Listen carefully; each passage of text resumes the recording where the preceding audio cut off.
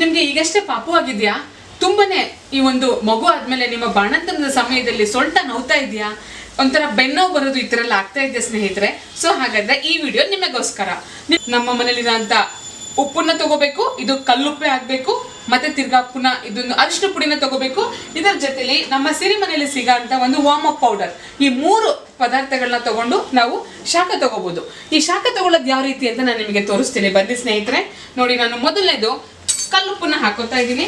ಕಲ್ಲುಪ್ಪನ್ನ ಹಾಕೊಂಡು ನಮ್ಮ ಮನೇಲಿರೋಂಥ ಅರಿಶಿನ ಪುಡಿನ ಇದಕ್ಕೆ ಹಾಕೊಂಡು, ಜೊತೆಗೆ ನಮ್ಮ ಒಂದು ವಾರ್ಮ್ ಅಪ್ ಪೌಡರ್ನು ಕೂಡ ಇದಕ್ಕೆ ಬೆರೆಸ್ಕೊಂಡು ಚೆನ್ನಾಗಿ ಶಾಖ ಕೊಟ್ಟು ಕಾವು ತಗೊಂಡು ಇದನ್ನ ಮಿಕ್ಸ್ ಮಾಡಿ, ನೋಡಿ ಇದನ್ನ ಮಿಕ್ಸ್ ಮಾಡಿಕೊಂಡು ಇಲ್ಲಿ ನಾನು ಆಲ್ರೆಡಿ ಒಂದು ಬಟ್ಟೆನ ತಗೊಂಡಿದ್ದೀನಿ. ನಮ್ಮಲ್ಲಿರೋಂಥ ಒಂದು ಸಾಫ್ಟ್ ಬಟ್ಟೆನ ತಗೊಂಡು ಈ ಒಂದು ಬಿಸಿ ಬಿಸಿ ಆಗಿರೋಂಥ ಉಪ್ಪನ್ನ ಇದಕ್ಕೆ ಬಗ್ಗಿಸ್ಕೊಂಡು ಇದನ್ನ ನಾವು ಉಪ್ಪು ಕಾವು ತಗೊಳ್ಳೋದು ಅಂತ ಕೂಡ ಹೇಳ್ತೀವಿ. ಇದು ನಮ್ಮ ಮನೇಲಿ ಹಿರಿಯರು ಇದ್ರೆ ಖಂಡಿತವಾಗ್ಲೂ ನಿಮ್ಗೆಲ್ಲರಿಗೂ ಇದನ್ನ ಹೇಳ್ಕೊಡ್ತಾರೆ.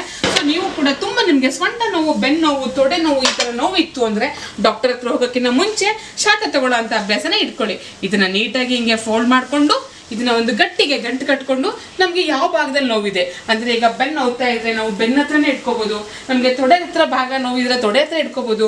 ಮಕ್ಕದ ಮೇಲೆ ತುಂಬಾನೇ ನೀರಿನ ಅಂಶ ಇದೆ ಅಂತಂದ್ರೆ ಈ ವಾಟರ್ ಕಂಟೆಂಟ್ ಕೂಡ ಕಡಿಮೆ ಆಗುತ್ತೆ. ನಾವು ಈ ತರ ಎಲ್ಲ ಪ್ರೆಸ್ ಮಾಡಿಕೊಂಡು ಈ ತರ ಮಾಡ್ಕೊಳ್ಳೋದ್ರಿಂದ ನಮ್ಗಿರೋ ಅಂತ ನೋವು ತುಂಬಾನೇ ಬೇಗ ವಾಸಿ ಆಗುತ್ತೆ. ಅದಕ್ಕೋಸ್ಕರ ನಮ್ಮ ಹಿರಿಯರು ಹೇಳ್ತಾ ಇದ್ರು, ಬಾಣಂತದ ಸಮಯದಲ್ಲಿ ಶಾಖ ತಗೋ, ಕಾವು ಕಟ್ಕೋ ಅಂತ. ಸೊ ನೀವು ಮಾಡ್ಕೊಳ್ಳಿ, ನಿಮ್ಮ ಒಂದು ಆರೋಗ್ಯವನ್ನು ಹೆಚ್ಚಿಸ್ಕೊಳ್ಳಿ. Thank you so much.